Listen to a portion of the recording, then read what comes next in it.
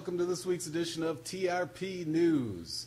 I'm your host, James Andre, and thank you for joining me. This week, Hillary Clinton formally launched her campaign this past Saturday with a rally on New York City's Roosevelt Island. Clinton struck what could be considered a populist tone, saying, "We all know we're not yet running the way America should. You see corporations making record profits with CEOs making record pay, but your paychecks have barely budged. While many of you are working multiple jobs to make ends meet, you see the top 25 hedge fund managers making more than all of America's kindergarten teachers combined, and often paying a lower tax rate."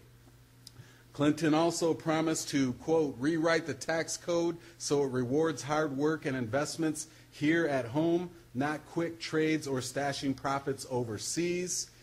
Incentives to make companies that give their employees a fair share of the profits.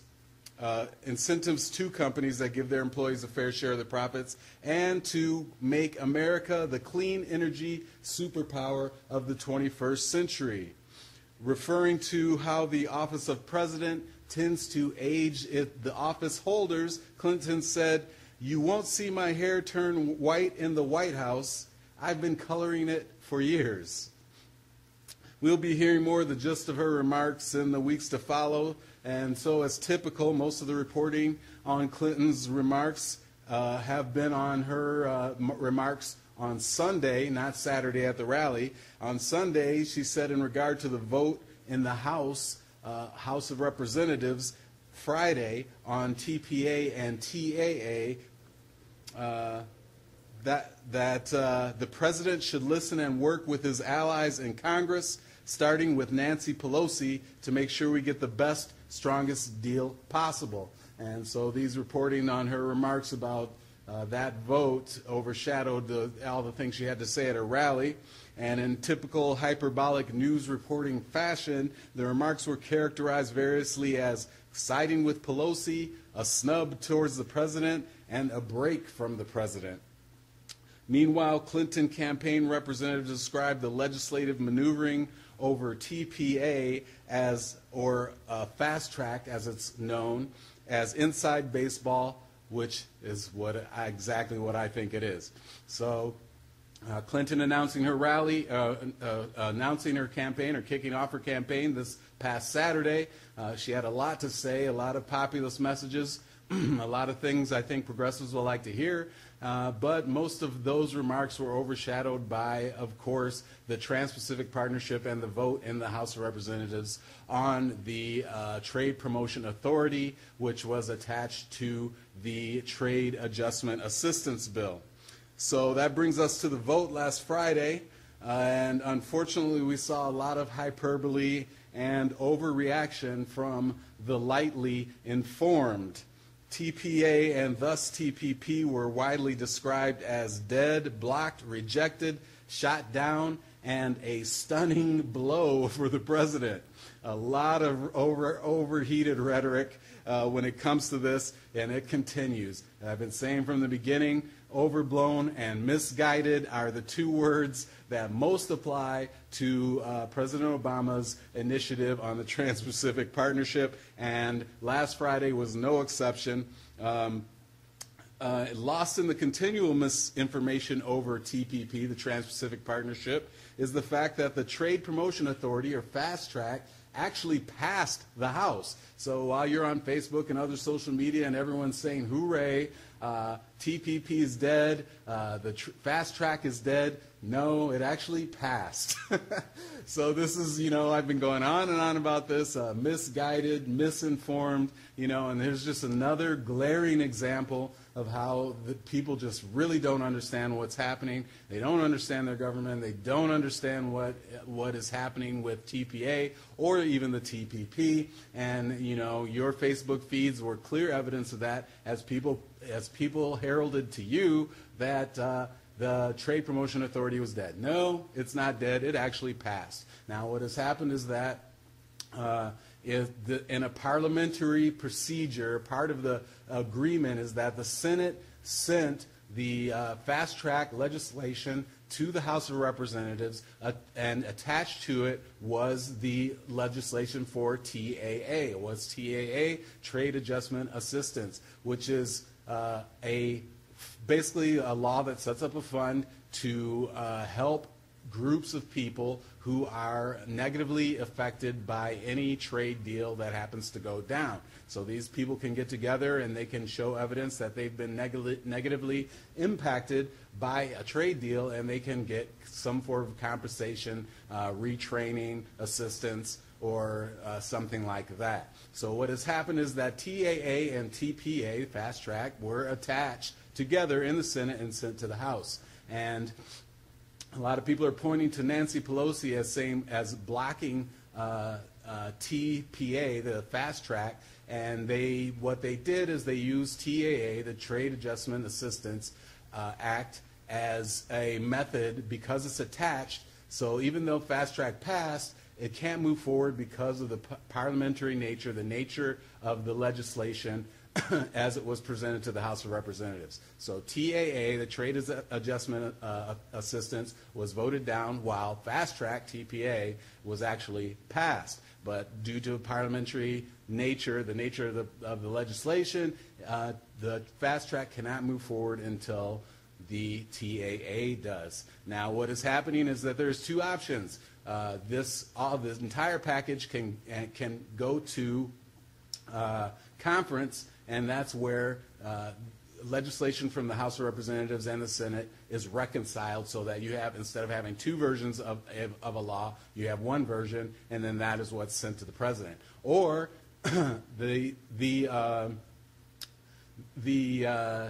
what is apparently going to happen is that Boehner is going to bring up TAA for another vote this Tuesday. So, as I said, people are pointing to Nancy Pelosi, saying, "Well, she's turned against Obama. She's dealt him a blow." Well, this is just rhetoric, people, and this just really, as I've been saying all along, this just highlights, how much you're being deceived over the nature of what is happening with Fast Track, because there is never a last word when it comes to legislation. There's never, this issue is dead when it comes to legislation. Folks, you don't have to believe me. Just look at the facts, okay? Look at the facts. Roe v. Wade, you thought that was dead? They're still trying to take that down, okay? They're still working every day to take that down. So there's no final word. Even the Supreme Court is not the final word. Citizens United, what the Supreme Court said is, yeah, you don't like it, then pass a law. Well, that's another issue. I'm not saying it's easy to change these things, but what I'm saying is that there's no ultimatum. There's no, that's it and we're done. So when it comes to Fast Track, even if this vote doesn't happen Tuesday or doesn't succeed Tuesday, that's not the end. Even if Fast Track doesn't succeed, that's not the end of the Trans-Pacific Partnership. Even if they do get Fast Track and President Obama completes a deal with the other 11 nations, it doesn't matter. That's not an automatic. People who are telling you it's automatically going to pass are just deceiving you. They are either completely ignorant of the process, or they're just fear-mongering, or they're just deceiving you, okay? It's not the end. There's nothing guaranteed when it comes to this. You have hundreds of people involved in this, hundreds, and not everyone has the same agenda. So it's just another indicator that the fuss over the entire process is overblown. So it appears that it's going to happen Tuesday, and I think I predicted a few weeks ago that Fast Track would pass the middle of this month. So Tuesday's the middle of the month, so we'll see. Right now, actually, I'm about 60-40. So yeah, I mentioned Nancy Pelosi. She's saying, first of all, this is just more rhetoric when it comes to this. People are saying, oh, she dealt Obama a blow. No, what she said is, I want a better deal. So she never indicated that she would block completely the Fast Track Authority. What she said is she wanted to slow it down. She wants a better deal for the workers. And right now, what seems to be a holdup And it's still not clear because, what's the better deal? What is she actually asking for? What do the Democrats in the House of Representatives want to see happen? And, now this is a disease we have in Congress right now, and it's a disease we have in the general public right now where people just scream no, and they don't actually offer constructive policy suggestions. They just offer obstruction to everything based on what they don't like the sound of. But I'm looking into this. I'll let you know more. But apparently right now the sticking point seems to be some late amendment by Paul Ryan regarding climate rules and the trade legislation. So he put in a rule saying that the trade and it's just funny because people are complaining that the TPP will make an agreement with TPP will make it possible for people to change the environmental rules, yet Democrats are blocking the fast track authority because Paul Ryan put an amendment saying you won't be allowed to change environmental rules. So this is just a circus, people. It's a sideshow. It's just parliamentary, as Clinton's people put it, inside baseball. And it's really a much ado about a lot of nothing. And ultimately, most Americans will not be impacted directly or immediately by a trade agreement. So, the Clinton campaign described the legislative maneuvering over TPA as inside baseball, and I agree with them. That's what it is, inside baseball. Whether it passed or not, believe me, folks, let's get over this absolutism. Let's get over this hyperbole. Let's get over this, blowing things out of proportion. More likely than not, we will see it pass. If not Tuesday, I say probably by the end of the month. So, but we'll see. I could be wrong. But meanwhile, that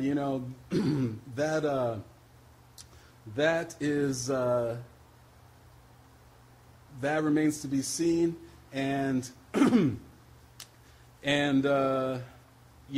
meanwhile, as I said, most Americans won't be immediately affected. And ultimately, if you look at what's in fast track, this fast track legislation, you can look at it online.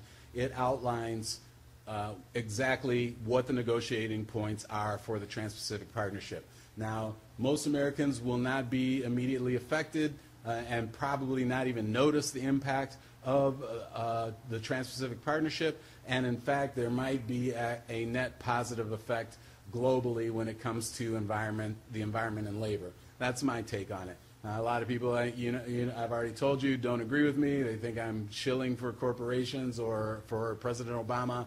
And I told you months ago that I had no idea what all the hype and rhetoric was about. So I looked into this, and that's just what I found.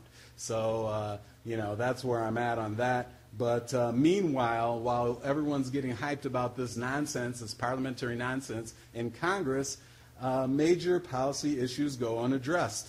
And one of those I want to talk about right now is President Obama last week, one of these major issues is military intervention around the globe. And it was just announced that U.S. will be sending more troops into Iraq. Okay, so 450 troops will be sent to Iraq's Anbar province on a training and coordination mission. So that will bring the American force in Iraq to 3,550 American troops in Iraq working with the Iraqis. Now people are being critical, saying, well, this isn't really working, and there's mission creep. And the administration is saying, well, what we're doing now is focusing on the Sunnis because they've been excluded. There's a sectarian government in Iraq, and you still have this Sunni Shiite division that's going on across all the Middle East, where these people really hate each other and go out of their way to eliminate each other. And so what the United States is trying to do now is give the Sunnis the same access to training and equipment that the Shiite-run government in Iraq. So this increase of troops comes in the wake of the fall of the city of Ramadi last month. to the Islamic State, and that is a significant setback, or considered a significant setback, because Ramadi is only 70 miles from the city of Baghdad. So the U.S. forces will open a 5th training site in the country. So this is the 5th one. This is an ongoing supply of training and troops and equipment that we are sending in order to stem the spread of ISIS in the Middle East, or the Islamic State.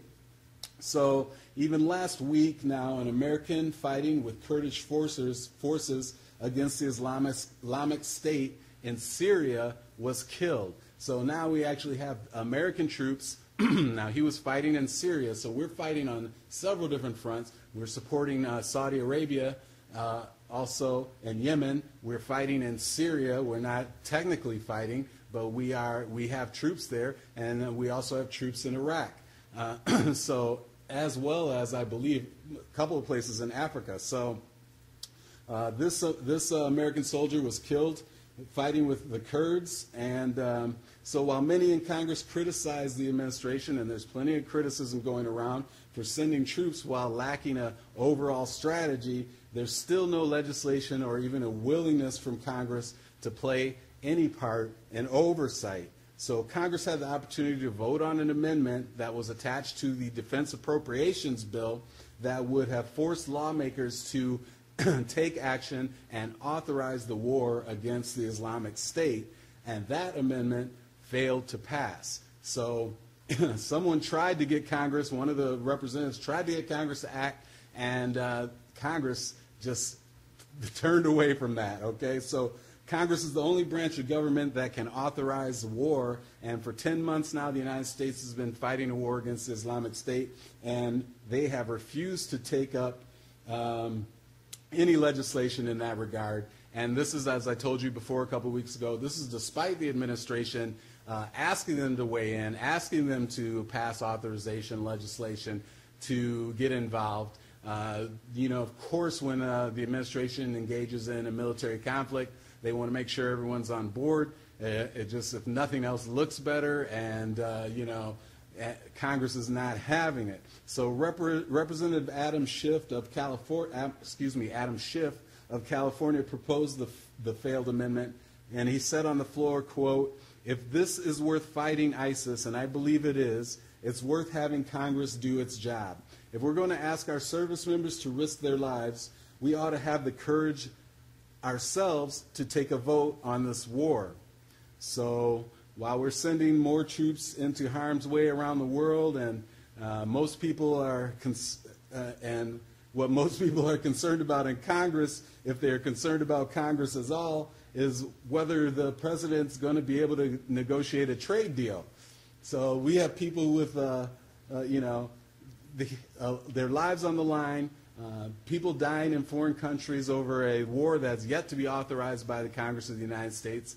And people are concerned whether the president will be able to go and have a trade agreement with 11 other countries, which we already have trade agreements with.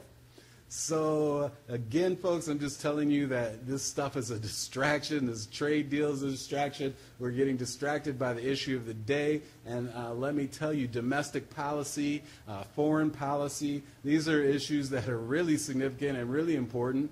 And, you know, this parliamentary nonsense and whether or not fast track passes is just, you know, a sideshow. So what if fast track passes? Let me tell you, you know, everyone's so concerned. It's a secret deal. We won't, you know, this lie that people are spreading, we won't be able to stop it once it's presented to Congress. That's just a lie. And, you know, it'll be, you know, if once it's presented to Congress, we can't do anything to change it. Another lie. I'm just telling you, none of this stuff is written in stone, okay? None of this stuff is ever permanent when it comes to legislation and when it comes to agreements. We have trade agreements right now with 11 other countries, and we're trying to write a new one. I mean, it's just the facts, people. It's just the way things are. This is just nonsense to get caught up in these parliamentary procedures and these agreements on how the president handles his trade agreement authority, his constitutional authority. Let's focus on these issues of military intervention. Let's focus on the fact that we're fighting a 5 or 6 front war against terrorist organizations, 2 terrorist organizations in the world. Let's focus on the fact that we have soldiers dying in an unauthorized conflict. Let's focus on drone use. What's our policy on that? So, worrying about a fast track is just a complete distraction. It's a waste of time. And not only that, it's very premature. If you want a legal term, it's not ripe yet. Let's worry about that when there's actually a trade deal to go over and worry about, okay? But right now, that's just not the case. So troops going to Iraq, more equipment, more training, another training base, and yet no overall policy, and I told you before about Saudi Arabia and how some are even saying that they are working with Al-Qaeda and the Islamic State to try to take back Yemen. So we've got a sticky issue here, and worrying about trade rules is just far, far, far down the list.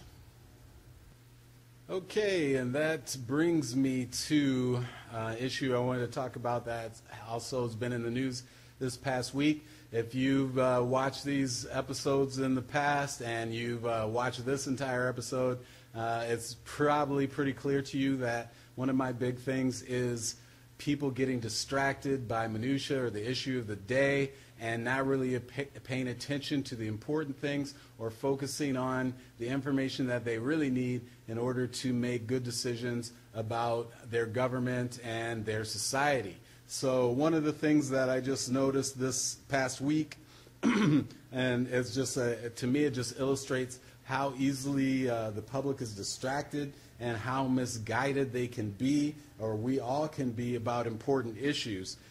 You most likely have heard by now about the incident in Mckinney, Texas, where police intervened when residents called the police about teenagers in a public or local pool, a neighborhood pool. And a now infamous video clip and out of control police officers seen overreacting to the situation and acting in an aggressive and unprofessional manner and what his boss later called an indefensible manner. So what I want to talk about is not the not undertrained or unprofessional police or police who have antisocial priorities, and I'm going to leave aside all the foolish people who look at a cop who bypasses white children and while throwing black children on the ground and handcuffing and kneeling on them, and they say it has nothing to do with skin color. I'm leaving all that aside, but there's more fallout from this incident that involves people who aren't even connected to the incident. So it involves a man named Alberto Iber and a woman named Karen Fitzgibbons. Alberto Iber was the principal of North Miami Senior High School. I say was because Iber posted on a Miami Herald story about the Mckinney pool incident saying, quote, "He did nothing wrong. He was afraid for his life. I commend him for his actions." Shortly thereafter, Iber was removed from his position as principal by Miami-Dade Schools, the school district. The superintendent issued a statement saying, "Judgment is the currency of honesty. Insensitivity, intentional or perceived, is both unacceptable and inconsistent with our policies, but more importantly, with our expectation of common sense behavior that elevates the dignity and humanity of all, beginning with children." Miami-Dade Schools issued a statement saying, "Miami-Dade County Public School employees are held to a higher standard and by school board policy are required to conduct themselves both personally and professionally in a manner that represents the school district's core values." Now, Karen Fitzgibbons was a 4th grade teacher at Bennett Elementary near Lubbock, Texas. And I say was because she was relieved of her duties by the Friendship Independent School District after she posted about the Mckinney incident on her Facebook page.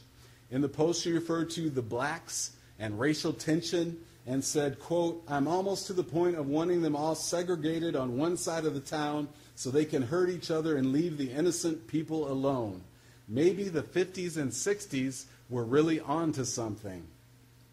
Now, I've told this to people many times in conversation, and just recently, a few days ago, black people are not surprised by racism. It's not really shocking. We are not surprised or find it unexpected that people act irrational, unreasonable when it comes to skin color. But what I wanted to talk about as far as this incident is this entirely new brand of irrationality, which I think it, in a way it's connected to racism and bigotry and that kind of intolerance, as that just seems to be taking hold or taking over of public discourse. And maybe I'm just starting to notice it more, pay attention to it more, but it's just something I see online and when I'm talking to people and reading comments and having discussions with people, and it just really is just kind of significant to me and also bothersome. It's also a big concern to me because the way I see some people approaching these issues, social issues, I wonder how can we ever reach a point where we make decent policy, reach an understanding, a consensus on anything. It doesn't seem like it could be possible. So reading comments on these stories, you see people make remarks about freedom of speech, about people not having a right to their opinion, these people being wrongfully terminated, and anyway, the cop did the right thing, So all these comments are indicating an offense that people should lose their support over supporting the cop in this video. So people are outraged. Why should this cop lose his job? He did the right thing. That's the refrain of people who are offended, and I guess some of it is just honestly racial pushback.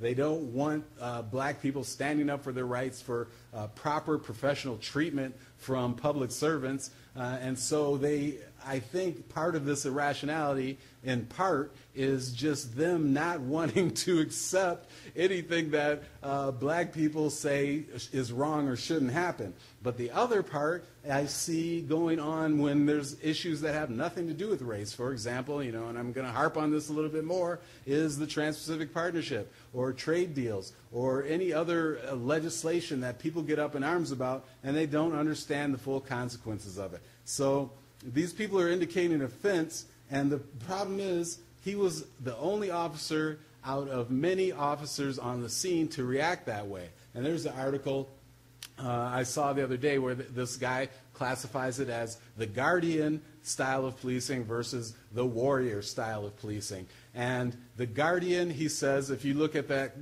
video clip, the infamous video clip, shows one cop standing there talking to kids and being instructive and saying, hey, when the cops show up, just don't run, and he's talking in a reasonable and professional manner. Meanwhile, Officer Case Bolt is doing a barrel roll behind him, running, screaming, swearing, handcuffing people, kneeling on 14-year-old girls.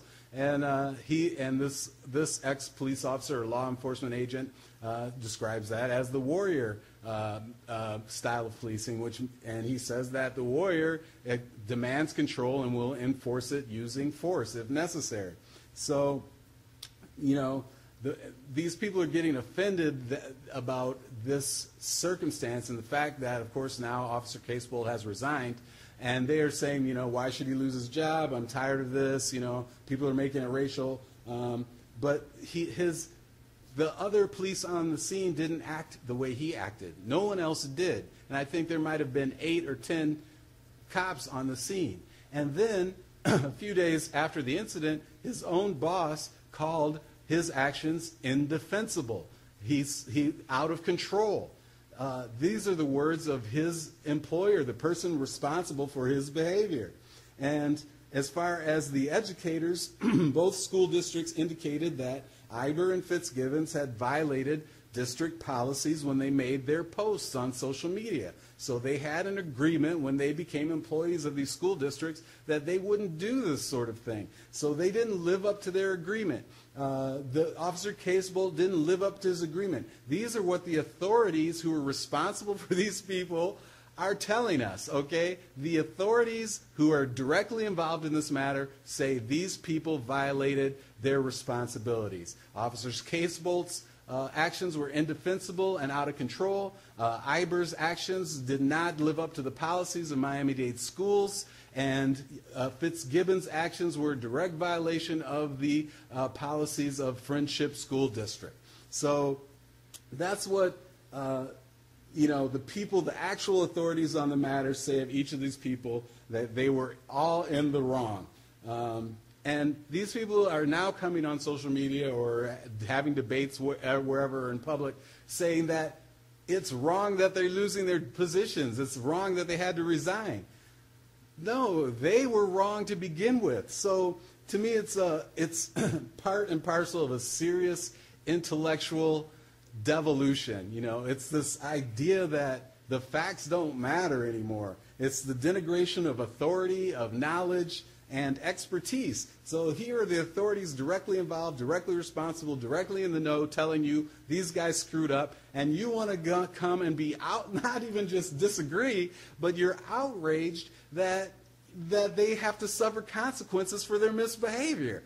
And so, talk about outrageous. That idea is just crazy talk. It's irrational. So the facts don't matter. Officer Casebolt was right, even though his boss says he was wrong. Iber and Fitzgibbons were right, even though they clearly violated the policies of their employers. NAFTA was bad and cost jobs, even though there's no recorded job loss on record. TPP is terrible for the country, even though, quote, we don't know what's in the agreement. So, I'm just looking at this stuff and talking to people, and more I see people relying on their feelings before they even, not even before the facts, they just completely discount the idea of that there are facts involved in any of these issues. The facts aren't even up for consideration. The idea that there are facts is not even up for consideration. It's all about how I feel. It's all about the outrage I feel. And, people are deciding what they are for or against by how they feel or whatever person they happen to like has to say on the subject. So more and more, like, for example, I hear people talking about politicians. Trust. I don't trust them. Can I trust them? Are they trustworthy? And I told you, I think last week, that one of Hillary Clinton's weakest points when it comes to polling was trustworthiness. Well, this is just a prime example. The irony, when you are voting to elect a representative, someone who's going to you are voting for someone who's going to represent your interests and views when it comes to government policies. So when people say they don't trust a politician, a lot of times when you dig into it, what they're saying is that person could change their position. So that's what I hear a lot of people saying about Hillary Clinton. Well, she worked for Walmart, so she was on the board of directors of Walmart, so she can't be against big business. She's promoting a corporate, villain. Well, that has nothing to do with the facts. That's just how you feel about it. That's how you feel about when you hear the name Clinton and when you hear the name Walmart. And I was discussing this online with someone, and I listed, well, look, they actually say she had a difficult time on the board of Walmart because she was advocating for women's issues, fairness in hiring, an environmental program, and she warned them when they hired her that she was going to be an advocate, and that was one of the issues and the struggles she had when she was on the board of Walmart. So, and now I see people talking about, well, is Clinton trustworthy? Is Clinton trustworthy? And the irony is, I'll say this about Clinton, is that you're actually criticizing her for being responsive to the issues that the people who support her want her to advocate for. So because she's gone and gone into the lion's den, she's gone into the lion's den and to fight the lion, and now you say, well, she hangs out with lions.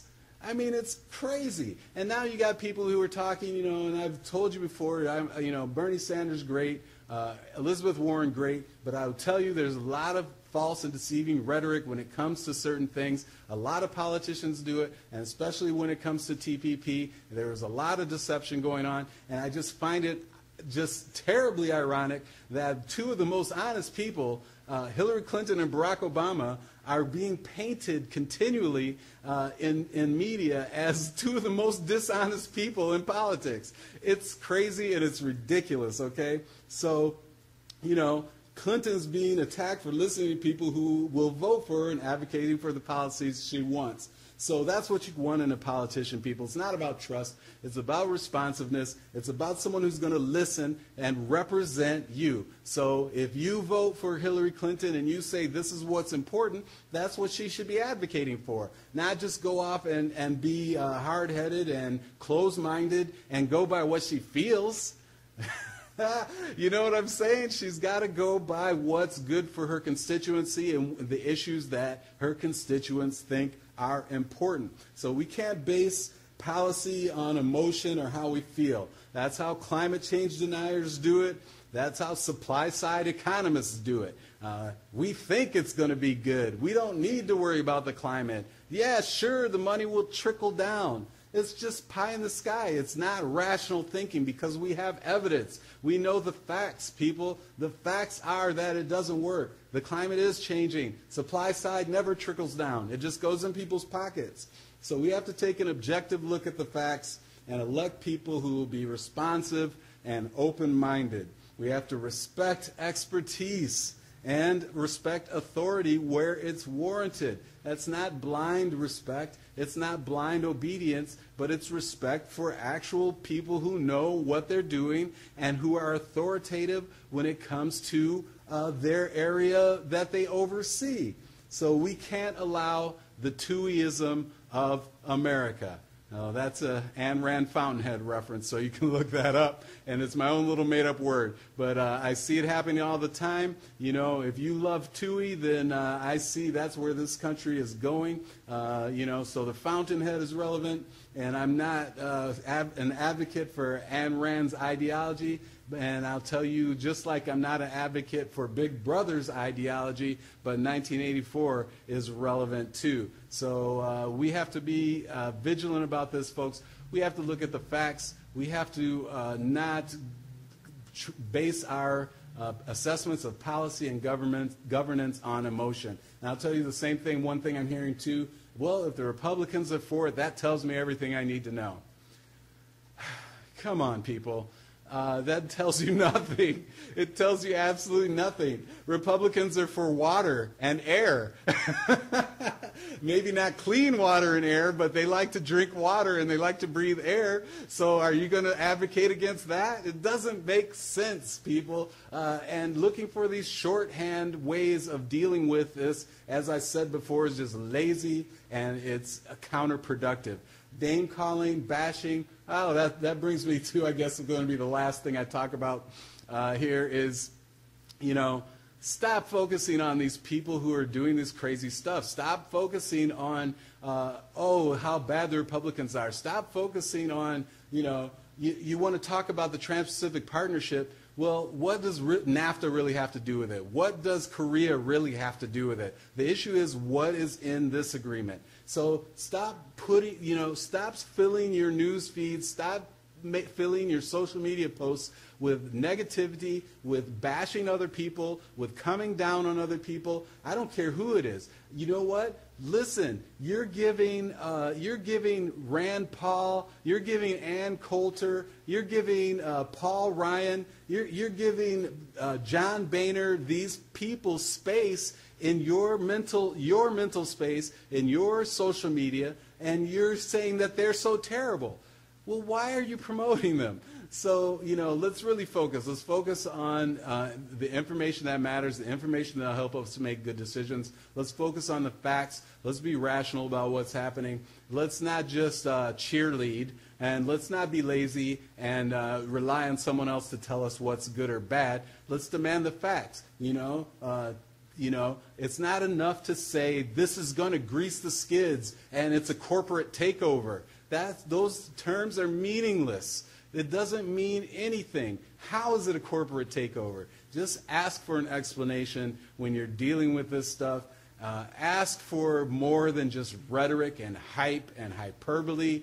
And let's try to actually make some decent policy. And let's try to focus on these things. I guess briefly, I wasn't going to do this, but here are some things I think are important. And this is it is not an exclusive list. And so if you think there are additions, I was going to skip over this, but I just thought I might as well add it, this segment. So this episode might run a little long, but we can debate this list, add to this list, delete from it.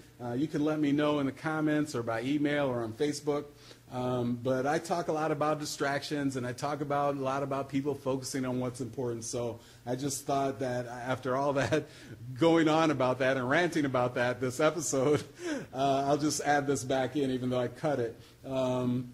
So here are some things I think are worth our time as progressives. One, criminal justice reform. So that goes everything from law enforcement to the courts to the prison system. We need reform across the board. One thing I'll tell you just quickly is that punishment as a priority for our criminal justice system is not productive for society. So criminal justice reform, one. Environmental preservation and sustainability. So, energy sources, sustainable, renewable energy, green energy, reduction of use, reduce, reuse, recycle. Recycling, the level of recycling in this country is ridiculous. The amount we landfill is ridiculous. The amount that we waste just in food, something like 40 to 50% of food is just thrown away.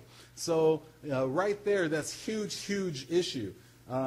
Electoral reforms. So, Citizens United, getting money out of politics. We're having debates controlled by major conglomerates decide who gets to debate to be the president or for local office even. So, there should be, I personally think there should be a government network, not just C-SPAN, but there should be, for example, a network that when the election time comes around is dedicated to having ads for candidates, having debates, and, more than just one or two debates. So electoral reforms, public financing, getting money out of politics, and excuse me, but money is not speech. Money is money, okay? So tax and wage reform, so minimum wage, raising the lowest margin when it comes to income tax, a progressive tax. So Bernie Sanders was talking about raising the marginal tax rate, and I hear a lot of people don't understand what he's saying when it comes to that. That does not mean that your entire income for the year is taxed at 90% or 50%. What it means is that over a certain amount, when you make like $450,000, anything after that, the marginal tax rate will be 50% or 90% or whatever it is. Right now it's 36%, 37%. It's not enough, and we historically know this. This is just like supply side. We know that we can sustain, I think the number is, from economic analysis, 96% marginal tax rate. And we have now a 37% tax rate. So, there's a lot of room for adjustments to that. Not only that, loopholes, corporate welfare, and not only that, CEO pay, people profiting while expecting their workers to work more, reducing health benefits. And next is education. So, we hear a lot of talk now about free college, and we should be investing. And I think this is one of the issues when we talk about people taking shortcuts and deciding what they support in terms of government policy based on their feelings, is because, number one, they're being overworked. They don't have the time to actually consider and look into these issues. And number two, they lack the education to be able to understand this stuff easily. So it's an effort to understand and to learn about what's going on and the full impact of these policies. So not only that, there's an economic reality that if the less educated you are, the less your economic outlook is. So less money you're going to make in your life. So and just socially, I mean, the crime, America's dumbest criminals, and I've been personally impacted by this. The sheer stupidity of some of the things these people think they can get away with. It's just, like I said, sheer stupidity. So education goes a long way for all of us, reduction in crime and increase in prosperity and a better government. And finally, healthcare. We still haven't gone far enough when it comes to that. There should be a minimum standard of care in National Health Service, like there is in England, or a lot of nationalized health care, whatever you want to call it. And I guess if you're watching this, you're a progressive, so you probably agree with me. If not, then that's a whole other debate. But one thing I will just say about that is government takeover and all that stuff is, I agree with some of the things people say, and that's why I believe that all these issues and these government programs should be equal and available to everyone, not just poor people. Rich people should not be excluded. Free education should be available for everyone. Health care should be available for everyone. If you have more money, doesn't mean you're excluded. And if you have a medium amount of money, doesn't mean you're excluded. I don't think it's right that only poor people get food assistance. If we're going to give food assistance, let's make sure everyone gets some level of food assistance. And to do that, of course, we need a broader tax base. So that's just my take on that. So those are some issues I think that we should be focused on as progressives. And, we'll be talking about this some more. I'll be keeping you updated, of course. The presidential campaign is coming up. And the vote on Trade Promotion Authority, even though I am sick of talking about it, I will be keeping you updated on it, and upcoming some updates on some stories I've reported on in the past. So once again, if you have any comments, criticisms, and I know your haters are out there watching my every move, but if you want to discuss this stuff, or if you have something to say or encouragement, feel free to comment below in the comments. You can contact me through email or Facebook, and I'll be more than happy to engage with you or debate with you or collaborate with you. My name's James Andre. Once again, thank you for joining me, and you have a great week.